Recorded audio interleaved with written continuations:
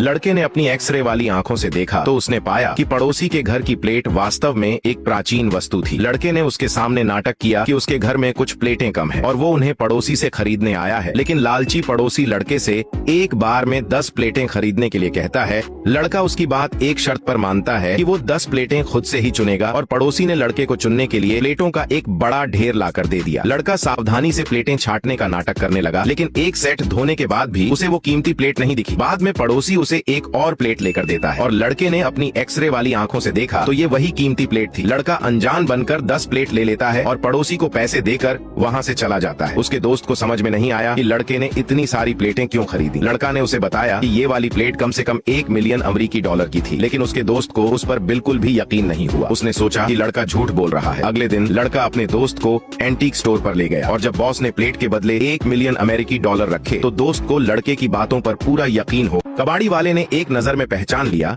कि लड़का अखरोट तोड़ने के लिए जिस लोहे के चूल्हे का इस्तेमाल कर रहा था वह एक प्राचीन वस्तु थी, क्योंकि लड़के के पास एक्स-रे आईज थी। फिर कबाड़ी वाले ने बच्चे से कहा कि अगर वह चूल्हा उसे दे तो वह इसे 2 कैंडी के बदले में दे सकता है। बच्चे ने खुशी से चूल्हा कबाड़ी वाले को दे दिया। कबाड़ी वाले ने ध्यान से देखा कि इस प्राचीन वस्तु की कीमत कम से कम 2 मिलियन डॉलर है। फिर उसने बच्चे से अपने पिता को बाहर बुलाने के लिए कहा, लेकिन बच्चे के अंदर जाते ही बच्चे का पिता दरांती लेकर बाहर आया। उसने गलत समझा कि कबाड़ी वाला बस 1 कैंडी के बदले लोहे के चूल्हे को लेना चाहता है। कबाड़ी वाले ने बताया कि घर पर उसकी पत्नी को धूप बत्ती जलाने के लिए चूल्हे की जरूरत है और वो उसे खरीदना चाहता है और वो इसके लिए $1 की पेशकश करता है। आदमी ने तुरंत $1 के लिए मना करा और कहा कि उसे कम से कम $3 देने होंगे। कबाड़ी वाले ने दिखावा किया कि ये कीमत बहुत ज्यादा है और वह जाने लगता है, लेकिन तभी बच्चे का पिता कबाड़ी वाले को रोकता है और उसे $1.5 में चूल्हे को बेच देता है। और जब कबाड़ी वाला, जो बस कबाड़ी बनने का नाटक कर रहा था, चूल्हे को प्राचीन वस्तुओं की दुकान पर ले गया तो उसे $3 मिलियन में बेच दी। कबाड़ी वाला जैसे ही अपनी एक्स-रे आईज से इन 2 फूलदान को देखता है तो वो पहचान लेता है कि ये प्राचीन की बहुत कीमती वस्तु है। कबाड़ी वाले को देखकर ये आदमी अपने घर से सभी बेकार सामानों को ले आता है। कबाड़ी वाला पहले कुछ प्लेट देखता है जो किसी काम की नहीं थी, फिर आदमी 2 फूलदान और लेकर आता है। लड़का उन्हें देख तुरंत पहचान लेता है कि इनकी कीमत तो कम से कम 20 मिलियन में होगी और अपने गाल को नोचता है कि कहीं वो सपना तो नहीं देख रहा। फिर आदमी उसे और 2 छोटे फूलदान देता है और कबाड़ी वाला आदमी को